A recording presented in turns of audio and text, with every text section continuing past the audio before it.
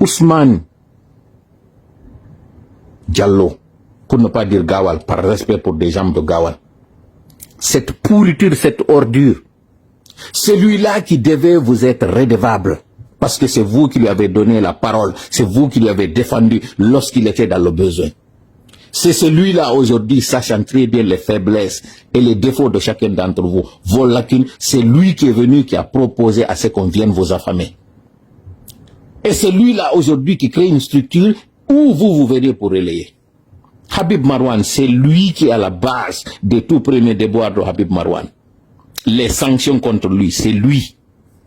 D'ailleurs, parlant de Habib Marwan, est-ce que vous êtes en train d'ailleurs de mentionner le cas de Habib Marwan? Je sais que certains m'ont dit que le revirement de certains journalistes est une façon de négocier au moins, ne serait-ce que de savoir où se trouve Habib Marwan. C'est faux. C'est archi faux. Vous êtes malhonnête, vous qui êtes en train de distiller ça pour justifier vos forfaitures, vos mentez. Vous êtes des menteurs. Vous êtes des injustes. Tiga yonger sata, allez manger, mais au moins ne souillez pas la valeur et l'honneur du jeune. Vous connaissez très bien que cela n'est pas la seule méthode, c'est pas la seule voie pour savoir où se trouve Habib Marwan. D'ailleurs, vous connaissez où il se trouve. Ces ministres aujourd'hui qui fuient le débat, qui ne veulent pas du tout s'exprimer, qu'est-ce qu'ils vous disent en off? Ils savent très bien qu'Habib Marwan est victime d'injustice. Vous le savez très bien. Ne nous poussez pas à donner des noms ici. Ne nous poussez pas. Parce que vous savez très bien, tout le monde sait où se trouve Habib Marwan. Tout le monde a vu le poste de son épouse.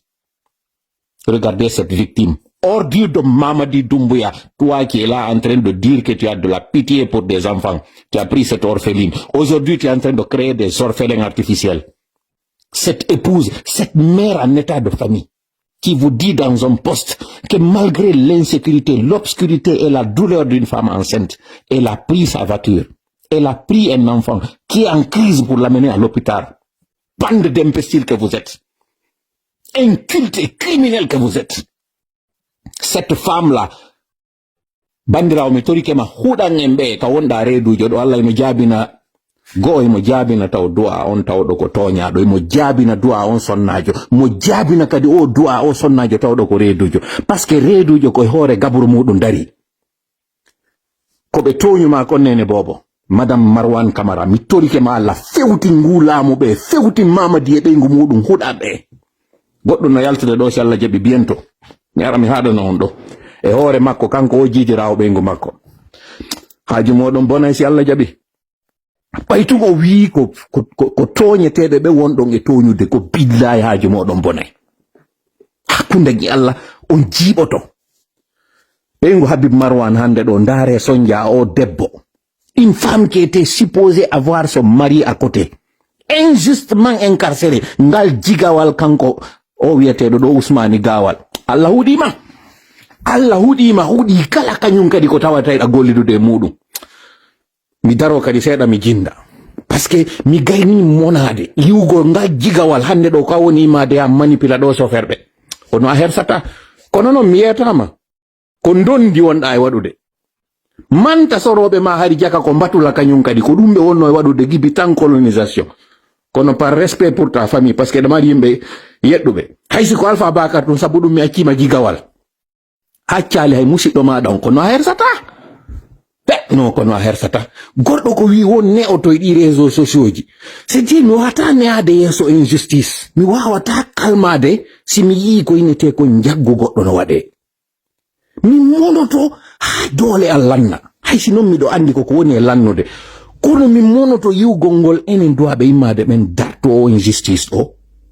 koyne woni e kosyonude mi yi photoji ka journaliste ɓe darino tiro dowoyɓe moosude c'est dire ko hay ngal gertogal rusangal ɗo no ɓuri on jikku no ɓuri on jikke goɗɗo ara wara on goɗɗo ara heegina on hiɗon andi ko jelo hande ɗo yaltina e cuuɗi mum journaliste ɓe ɗon andi ko journaliste jelo jawli hande ɗo hiɗon andi ɗo ko jelo ɓiɓɓe mum jangali nde hitande ɗo ma no ñawli ɗon andi ɗo ko jelo hande ɗo ɓiɓɓe mum no yaltude ya caginoyo ma sonnaɓe mum no yahde caginoyo ma kañum tigi hande ɗo koye journaliste tigi no caginade worɓe ɓen parce que cagayagal ɓura tuma yaafo ɗon lannon tuma arɗa tawɗa goɗɗo mo anduɗa hiɗa waɗude ɗum ɗo an e makko mo jonnude ma ɗi mbuuɗi ɗo hiɗa waɗande mo article ɗo ɗa waɗande mo ɗe golle ɗo arol keɗa andi an tigi a yiɗade ko ɗum ɗo woni cagayagal intellectuel on he kono moodi kono on hersata onon ɓe wonɓe wadde ɗum ɗo jama noon no jooɗi no reeni almamiɓe no jooɗi e hoore ɗum ɗo mokobaɓe no reeni intellectuel ɓe homme d'affaire ɓe foppiɗo jooɗi reeni ɗi kuddiɗo eno waɗa e hoore yimɓe o debbo reedujo ɗo ko on ɗum Habib Marwan waɗi hakkunde mon e Allah o yino taw Habib Marwan taw ɓe huurannomo taw gibi o kudeta waɗi sabu koto makko Tibu hiɗen andi Tibu Camara kon ɗum waɗa ɗon ɓe yahanoɓe tawi Tibu ɓe nangi mo ka nder suudu makko ɓeyni wo koye mo imo détournude mbuuɗi mo waɗi ɗum ɗo e ɗum ɗo o debbo ko onno ɓeynata ko onno ko Zeynabaya ɗiɗo piiji fof rewi e hoore ɓeeɗo ɗum ɗo fof ko mone makko kanko Habib Marwan e mone kañum Tibu Camara